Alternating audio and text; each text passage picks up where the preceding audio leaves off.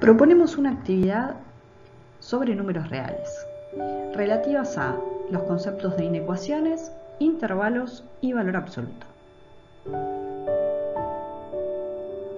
La consigna de esta propuesta es escribir como intervalo el siguiente conjunto.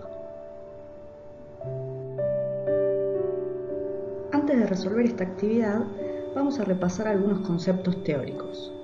Comencemos por el concepto de intervalo. ¿Qué es un intervalo? Es un subconjunto infinito de números reales, pero no es cualquier tipo de subconjunto. Vamos a ver algunos ejemplos. El intervalo abierto de extremos A y B es un conjunto determinado por todos los números reales que son estrictamente mayores a A y a la vez estrictamente menores a B. Se simboliza de esta manera y esta es la representación de ese intervalo abierto. Intervalo cerrado de extremos A y B es el conjunto que está formado por todos los elementos reales, tales que son mayores o igual a A y a la vez menores o iguales a B. Se simboliza de esta manera y esta es la representación de este intervalo. Observemos que en este caso los extremos del intervalo son parte del mismo. Intervalo infinito. Es un intervalo que está compuesto por todos los elementos reales tales que son mayores o iguales a A. Esta es su notación y esta es la representación de este intervalo. Seguimos repasando algunos conceptos teóricos. Dentro del conjunto aparecen estas barras que significan valor absoluto. Definimos el valor absoluto del número real A como el mismo valor A si A es positivo o cero y el opuesto de A si A es negativo. Veamos ejemplos.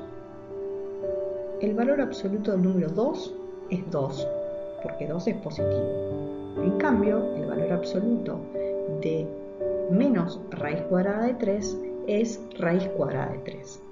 En definitiva, un valor absoluto siempre va a ser un valor positivo. Geométricamente representa la distancia de un punto al origen. En el caso de los ejemplos, el número 2 está a una distancia 2 del 0. En cambio, el menos raíz cuadrada de 3 está a una distancia raíz de 3 del 0. Finalmente, vamos a repasar el concepto de inecuación, que es una desigualdad entre dos expresiones algebraicas. En este caso, para poder resolver esta tercera actividad, vamos a tener que resolver una inecuación. Pero no es cualquier inecuación la que está planteada en esta propuesta. Es una desigualdad en donde interviene además un valor absoluto. Recordemos entonces que si K es un número real, positivo o cero, y el valor absoluto de A es menor o igual a K, equivale a decir que A es mayor o igual a menos K o menor o igual a K. Por otra parte, si el valor absoluto de A es mayor o igual a K, equivale a decir que A es menor o igual a menos K o A es mayor o igual que K. Comencemos a resolver esta propuesta. Tenemos que escribir como intervalo el siguiente conjunto. Es un conjunto que está compuesto por elementos reales tales que tienen que satisfacer una primera condición y una segunda condición. Vamos a trabajar primero con la primera de estas condiciones. En definitiva, tenemos que encontrar un conjunto de elementos reales tales que satisfagan esta desigualdad.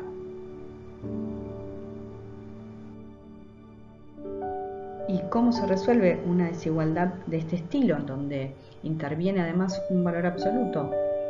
Como recordamos anteriormente, la expresión que está dentro del valor absoluto va a tener que cumplir con la condición de ser simultáneamente mayor o igual a menos 1 y menor o igual a 1. Para resolver esta doble inecuación tenemos que tener en cuenta que todo lo que hagamos en un miembro lo tenemos que hacer simultáneamente en los tres. Es decir, que para despejar el 2 que está dividiendo vamos a multiplicar por 2 en los tres miembros. Luego vamos a restar 4 en los tres miembros y finalmente vamos a obtener que el resultado de esta doble inecuación son todos los números reales que se encuentran a la derecha del menos 6 y simultáneamente a la izquierda del menos 2. Gráficamente lo podemos representar como este segmento de recta.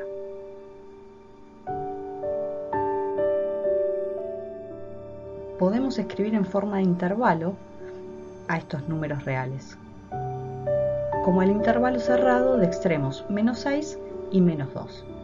Los elementos de este intervalo son los que satisfacen esta primera condición.